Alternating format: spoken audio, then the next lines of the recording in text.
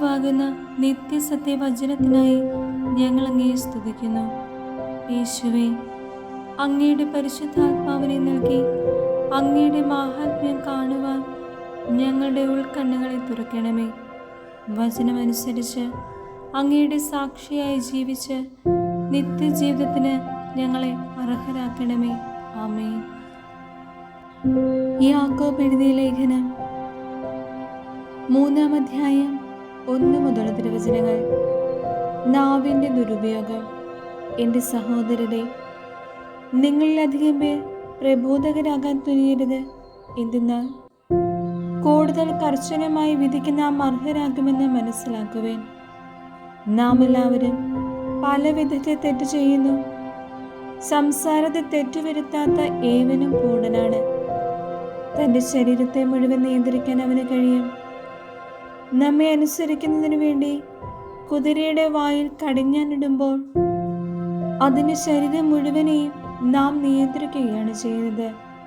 വളരെ വലുതും ശക്തമായ കാറ്റിനാൽ പായിക്കപ്പെടുന്നതുമായ കപ്പലുകളെ നോക്കുവിൻ.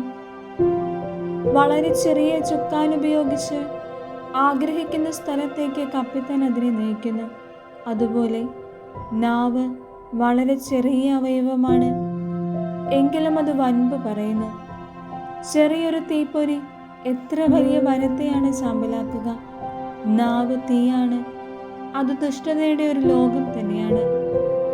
നമ്മുടെ അവയവങ്ങളിലൊന്നായ അത് ശരീരം മുഴുവനെയും മലിനമാക്കുന്നു.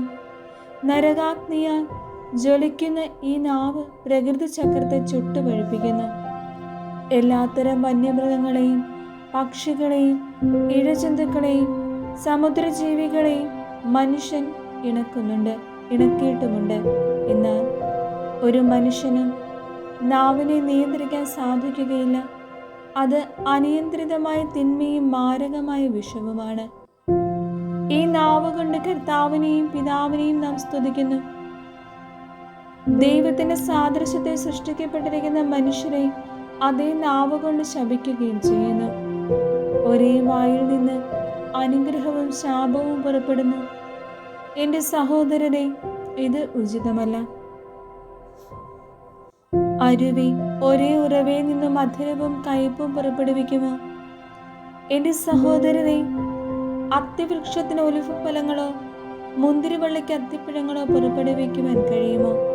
ഉപ്പിന് വെള്ളത്തെ മധുരീകരിക്കാനാവുമോ? യഥാർത്ഥ ജ്ഞാനം. നിങ്ങളിൽ ജ്ഞാനിയും വിവേകിയുമായവനാരാണ്? അവൻ നല്ല പെരുമാറ്റം വഴി വിവേകജന്യമായ വിനയത്തോടെ തൻ്റെ പ്രവൃത്തികളെ മറ്റുള്ളവർക്ക് കാണിച്ചു കൊടുക്കട്ടെ. എന്നാൽ നിങ്ങൾക്ക് കടുത്ത അസൂയയും ഹൃദയത്തെ സ്വാർത്ഥമോഹവും ഉണ്ടാകുമ്പോൾ ആത്മപ്രശംസ ചെയ്യുകയോ സത്യത്തിന് വിരുദ്ധമായ വ്യാജം പറയുകയോ അരുത്. ഈ ജ്ഞാനം ഉന്നതത്തിൽ നിന്നുള്ളതല്ല, മറിച്ച് ഭൗമികവും സ്വാർത്ഥപരവും പൈശാചികവുമാണ്.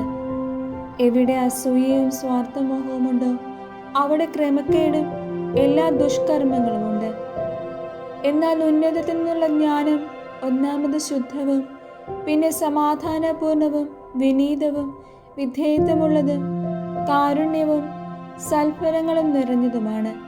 അത് അനുചിതമോ ആത്മാർത്ഥതയില്ലാത്തതുമല്ല.